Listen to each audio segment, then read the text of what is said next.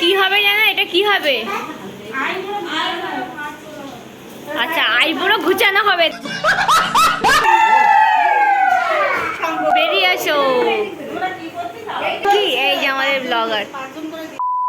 গঙ্গাবরণ করে আসার পর আমরা যে যার মতো ফ্রেশ হয়ে তারপর ব্রেকফাস্ট করে স্নান করে রেডি হয়ে নিয়েছি নতুন আর একটা রিচুয়ালস পালন করার জন্যে। আর এই যে রিচুয়ালসটা দেখছো এটাকে বলা হচ্ছে আইবুড়ো ভার নামানো।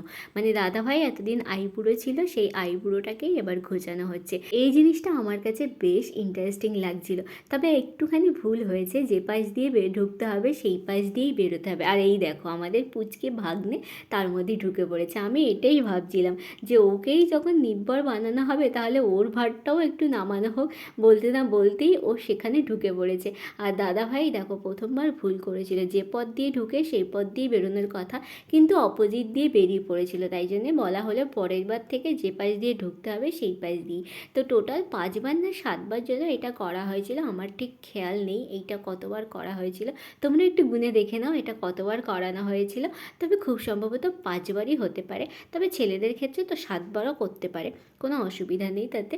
তো তারপরে দেখো ভার ওলানো তো হয়ে গেছে। আর আমাদের এই যে সুতোটা, দেখবে বরের হাতে সুতো বাঁধা থাকে বিয়ে করতে আসার সময়, এই সুতোটাকেই হলুদ রং মাখিয়ে তারপর হাতে বেঁধে দেওয়া হবে। এই রিচুয়ালসটা এখানে শেষ হয়ে যাওয়ার পরেই শুরু হলো আর একটা নতুন রিচুয়ালস। এই যে দেখছো হামানদিস্তা, এই হামানদিস্তাটার গায়ে সুন্দর করে সিঁদুর মাখিয়ে নেওয়া হলো।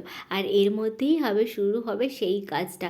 আর এই যে আমাদের জামাইবাবুকে দেখতে পাচ্ছ, ইনি কিন্তু বিয়ের প্রস্তুতি নেওয়ার জন্য শুরু করে দিয়েছে, কারণ নানিমুখ পড়ানোর কাজটা ইনিই করবে। আর এই যে আমার দিদি, আমি বলছিলাম যে আমাদের যোগ্য ভাইরাল ব্রাহ্মণের ভাইরাল ব্রাহ্মণী। আর এর মধ্যে দেখো ধান নিয়ে নিয়েছে, ধানটাকে কিন্তু সুন্দর করে মাড়াই করতে হবে।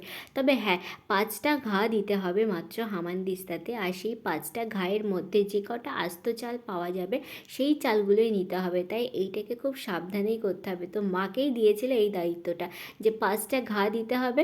দেওয়ার পরে যে চালটা পাওয়া যাবে সেই চালটার মধ্যে থেকে 5টা আস্ত চাল বের করে দিতে হবে নানিমুখ পরানোর জন্যে।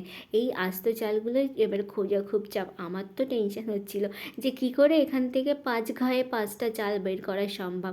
তারপরেও দেখি সবাই খুঁজে খুঁজে বার করছিল যে না চাল বেরিয়েছে। তখন আমি মাকে বলছিলাম, সাব্বাস মা, তোমার গায়ে জোর আছে দেখছি, 5 ঘায়ে তুমি 7টা চাল বের করেছো। এখানে মোট 7টা চাল লাগবে, 7টাই আমরা পেয়ে গেছি।